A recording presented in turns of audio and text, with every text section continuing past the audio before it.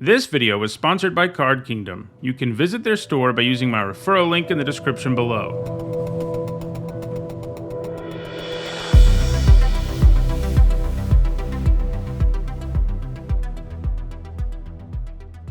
Hi everyone, I'm Hone, and it's Monday, so that means it's time for another MTG Top 10, the series where I rank cards based on their historical performance and Magic's highest level of competition. In today's video, we're taking a look at Treasure. Treasures are artifact tokens that can be sacrificed to add 1 mana of any color to your mana pool. They originally made their debut in 2018's Ixalan, where they were most frequently associated with pirates, which makes a lot of sense flavor-wise. Treasures are pretty nice because they tend to give non-green colors access to fixing, something that typically they don't have much of. Anyway, not long after Ixalan, Treasure became classified as a deciduous mechanic, meaning that it showed up every few sets or so. However, lately it actually feels more evergreen, as we've seen it in the last several sets in a row, including Kaldheim, Strixhaven, Modern Horizons 2, and the soon-to-be-released Adventures in Forgotten Realms. I wouldn't be surprised if it gains evergreen status soon, and by the time this video goes up, it may have been announced that it has it. Who knows? In recent months, cards that make treasure tokens have begun to see a ton of play at the competitive level too. Given that it's shown up so much lately, I thought it would be a good time to do this top 10. To be eligible for this list, all a card had to do was be able to make treasure tokens one way or another, and in this video we'll take a look at the 10 that have left the biggest impact on competitive Magic. Before we get started, here's a quick reminder on how I score cards for these videos. A top 10 at a Pro Tour, Players Tour, Mythic Championship, Mythic Invitational, Legacy, or Vintage Championship is worth 2 points, and a top 8 at a Magic Fest or Grand Prix is worth 1 point. Alright, let's get to the list. At number 10, I have Heartless Pillage. Pillage is a Mind Rot effect with treasure upside. One of the big downsides of Mind Rot effects is that they're pretty much blank cards late, but if you can raid, you can at least get some mana and fixing out of Heartless Pillage in the late game, and in the early going, it can give you a nice 2-for-1 in addition to granting you some mana. Heartless Pillage gained all of its points in the Standard of 2018, where it was played in the sideboard of Rakdos aggro decks, which would bring it in against opponents with slower, more controlling decks, which gave them a better shot at getting a 2-for-1 with Heartless Pillage. It also didn't hurt that the deck ran a bit of artifact synergy too, with both Pia Nalaar and Unlicensed Disintegration, potentially giving you some additional value out of the treasure token. It doesn't have any points since 2018, which probably doesn't bode well for it going forward, as more and more treasure-producing cards are getting printed. At number 9, I have Captain LANNERY Storm, which has the same overall score as Heartless Pillage, but has more Pro Tour top 8, so I gave it the higher slot on the list. Captain LANNERY Storm is a pirate who makes a treasure token every time she attacks, and she gets more power when you sacrifice treasure. That can be particularly potent if you can actually use the treasure's mana at instant speed, because then you get the mana advantage and extra damage, and you can of course just sacrifice the treasure to do the extra damage if you want to. It's just better to also use that mana. LANNERY comes with haste 2, which makes it pretty likely she'll make you at least 1 treasure token. She gained all of her points in the Standard of 2018 and mono-red aggro decks. Like Heartless Pillage, her place on this list is probably in jeopardy going forward. At number 8, it is Seize the Spoils. It lets you throw away a card you don't want to draw 2 cards and make a treasure token. While it technically costs more than Tormenting Voice and has a similar effect, the fact it gives you that treasure back makes it kind of cost the same with some fixing and ramp upside. It gained all of its points at the Strixhaven Championship, where it was played in Jeskai Mutate decks that top-8'd the event. The deck looked to abuse both Vadrok, Apex of Thunder, and Lord Drakis, ideally by mutating one onto the other. If you do that, you can seize the spoils from the graveyard with Vadrok's Mutate, or return it to your hand with Lord Drakis's. The deck also has a way to make treasure more potent, but we'll talk about that card higher up on this list. Since it gained all of its points about a month ago, Seize the Spoils has a decent chance at continuing to add to its score. At number 7, it is WILY Goblin, another treasure-producing pirate. The Goblin looks like sort of an underwhelming card in a vacuum. After all, it asks for double red and gives you an incredibly mediocre body, and in a lot of formats it would never see play at all, and that was true in Standard. It didn't gain any points there. But then something happened in Historic. A Goblin deck was born, largely as a result of Muxus Goblin Grandee appearing in Jumpstart. WILY Goblin was the perfect fit for that deck because of all the Goblin synergy, and because the ramp it provided for you helped you get Muxus down earlier, and that's really what the deck is always interested in doing. The recent shakeup to Historic as a result of the Strixhaven Mystical Archive has put goblins out of favor in the format, and they don't have any points in the year 2021, but it isn't impossible for WILY Goblin in that Goblin deck to gain some more points in the future. At number 6, it is MAGMA OPUS, a Strixhaven card that makes treasure. The Prismari College at Strixhaven is particularly interested in treasure and received several cards in the set that make them, including a common, uncommon, and mythic rare spell that cost a bunch of mana, but came with the option of also paying some mana and discarding them to make a treasure. MAGMA OPUS is a hugely powerful spell when you can cast it. Between killing 1 to 2 opposing creatures, tapping down 2 opposing permanents, drawing 2 cards, and making a 4/4 token, you're going to feel pretty great when you cast it. And having the additional upside of being a card you can discard for mana early is nice to have.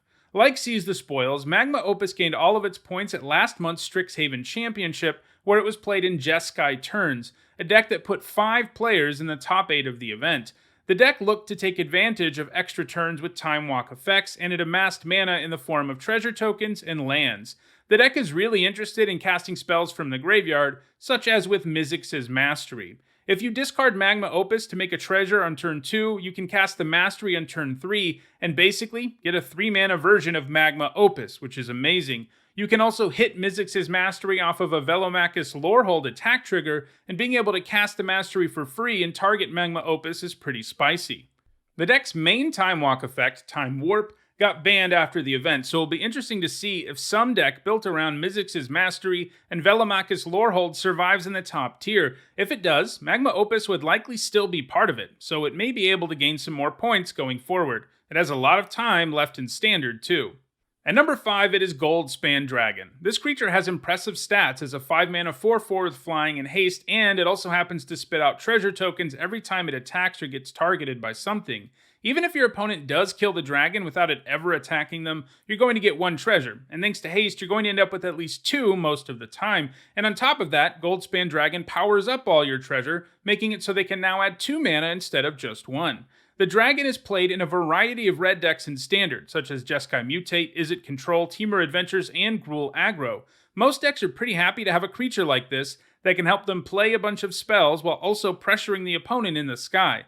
And while the dragon right now is at number 5 on this list, it definitely has the potential to be the number 1 card on this list when all is said and done, because it seems to fit into so many different decks in Standard. At number 4, it is HULLBREACHER, another pirate who makes treasure. HULLBREACHER hates on decks that like to draw a bunch of cards, since it gives you a treasure every single time an opponent draws a card beyond the normal one they draw each turn. That's a pretty big punishment for your opponent to have to deal with, as that mana can pile up in a hurry. And because it has flash, your opponent won't always know it's coming, and you can get a bunch of mana they didn't expect you to get. Because it was printed in Commander Legends, it is only legal in Legacy and Vintage, but the good news is that those formats are the ones where people do the most card drawing anyway. In Legacy, it's been played in World Gorger Dragon combo decks, and in Vintage, it's seen play in Sultai Midrange, Blue-Red Aggro, and Fish. It's another treasure card that is likely to continue to gain points going forward. At number 3, it is Prismari Command, another Prismari card that makes treasure. It's tied with HULLBREACHER, but I gave it a higher slot on the list because it has a higher average finish. Like all commands, it has 4 total options to choose from, and you select 2. In this case, it can give you treasure, but it can also deal 2 to any target, loot twice, or destroy an artifact. 2 of those options is a pretty good deal for only 3 mana. In Standard, it has gained points in Jeskai Mutate, the deck I mentioned earlier when talking about Seize the Spoils. Prismari Command is another really nice card to cast from the graveyard with those Mutate effects. It's also found success in Historic, where it's gained points in both Jeskai Turns and Jeskai Control, and it's another card that makes treasure that's likely to continue to gain points. At number 2, it is Treasure Map. Treasure Map starts out as an artifact that lets you scry 1 for a single mana, and after you do that 3 times, it transforms into Treasure Cove and makes you 3 treasure tokens. That gives you a pretty impressive mana boost. If you use it at the end of your opponent's turn to put the last counter on it, you end up untapping with 4 additional mana. 1 from the Treasure Cove and 3 from the treasure it made. Additionally, once it is Treasure Cove, you end up with a land that makes it so you can cash in treasure for cards, and that's nice because sometimes you don't need all that mana. While it was in Standard, it was played in a wide variety of decks. Control decks liked it because they usually had plenty of time to make it work, and then they could use the mana or card advantage to win the game. Some aggro decks ran it too because it allowed them to find gas in the later part of the game, something that would often help beat an opponent who seemed to have stabilized. It also has a single Pro Tour top 8 in Pioneer, which it gained in a Dimir Inverter deck. That deck got banned into oblivion though, so for right now, Treasure Map doesn't have a home in any format, and the more active cards just behind it on the list are likely to pass it. And at number 1, it is VRASKA Relic Seeker, a Planeswalker who can do many things, including making treasure. 6 mana is a lot, and Planeswalkers that cost that much have to bring some serious power, and VRASKA doesn't disappoint there. She has a +2 that she can use to protect herself, while also pressuring the opponent with creatures with Menace, and a -3 that allows her to kill a lot of things, which also nets you a treasure. So yeah, VRASKA can take over a game all on her own. In her time in Standard, she was played in 3 and 4 color energy decks, as well as Golgari and Sultai midrange decks. However, she doesn't have any points since early 2019, and she is likely to be surpassed by some of the cards we've talked about that are still very actively gaining points, like Prismari Command, Hullbreacher, and GOLDSPAN Dragon. So those are the 10 cards that make treasure that have left the biggest impact on competitive Magic. What treasure card from Adventures of Forgotten Realms do you think is most likely to end up on this list in the future? Let me know in the comments. If you want to own any of these cards, I have you covered. In the description, you'll find a direct link to the Card Kingdom store for each card that made this list. If you enjoyed this video, please like it and share it so that others can enjoy it too. If you want to make sure you catch future top 10s, don't forget to subscribe and turn on notifications. And if you want to catch up on past top 10s, including many more that look at mechanics and keyword abilities, you should see some playlists on your screen shortly. Lastly, if you enjoyed my content on this channel, consider subscribing to my other channel, Need to Hone History, where I talk about real-world history. Thanks for watching.